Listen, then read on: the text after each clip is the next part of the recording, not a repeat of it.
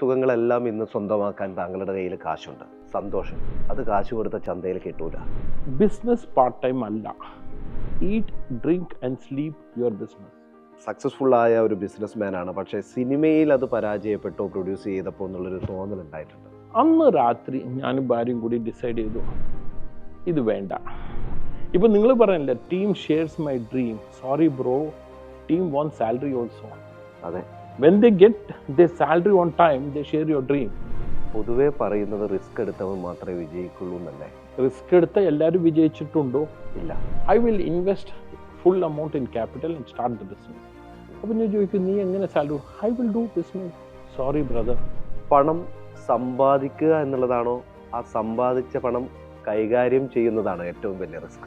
പുള്ളിയാണ് എൻ്റെ കണ്ണ് തുറപ്പിച്ച ബിസിനസ്സിൽ. അപ്പോൾ പുള്ളി ആ പൊതി തുറന്ന് സ്വർണം, ഗോൾഡ്. കോൺഫിഡൻറ്റ് എന്നുള്ള പേര് വാഷ്റൂമിൽ ടോയ്ലറ്റിൽ ഇരിക്കുമ്പോഴാണ് ഈ പേര് കോയിൻ ചെയ്തത്.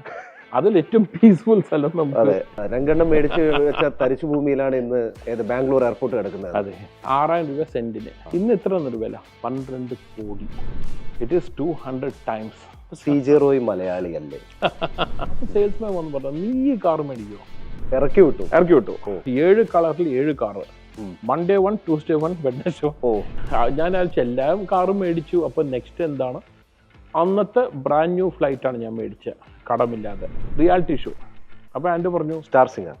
അങ്ങനെ ആൻഡ് എന്നോട് 5 ലക്ഷം രൂപയാണ് ഫസ്റ്റ് പ്രൈസ് ചോദിച്ചത്. 40 ലക്ഷം രൂപ ഞാൻ തരാം, നിങ്ങൾ പാട്ട് പാടൂ, ഫ്ലാറ്റ് നേടുന്നു. അപ്പോൾ ആൾക്കാർ ചോദിക്കും, ഇവനാരാണ്?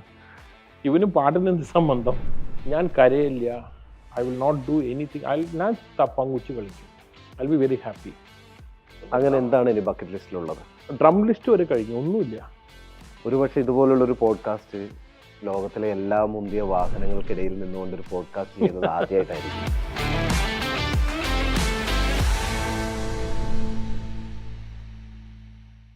ഒരു മുഖവരയ്ക്കും ആവശ്യമില്ലാത്ത ഒരു വ്യക്തി, തൻ്റെ സ്വപ്നങ്ങളെല്ലാം കഠിനാധ്വാനത്തിലൂടെ വെട്ടിപ്പിടിച്ച വ്യക്തി, സാക്ഷാൽ കോൺഫിഡന്റ് റോയ് അഥവാ ഡോക്ടർ CJ റോയ്. നമസ്കാരം. നമസ്കാരം അരുൺ. ഒരുപാട് നാളായി അറിയാം, അകലെ നിന്ന് താങ്കളെ പഠിച്ചിട്ടുണ്ട്, താങ്കളെ മനസ്സിലാക്കാൻ ശ്രമിച്ചിട്ടുമുണ്ട് പല വീഡിയോസിലൂടെയും. പക്ഷെ ഞാൻ കാണുമ്പോൾ സംസാരിക്കുന്നത് കന്നഡയിലാണ്.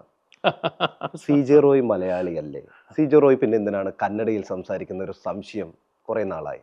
എന്തുകൊണ്ടാണ് അങ്ങനെ കന്നഡ സംസാരിക്കുന്നത്? ഞാൻ ജനിച്ചതും വളർന്നതും ബാംഗ്ലൂരിലാണ്. So when I communicate with the Insta followers in Bangalore, then I speak in obviously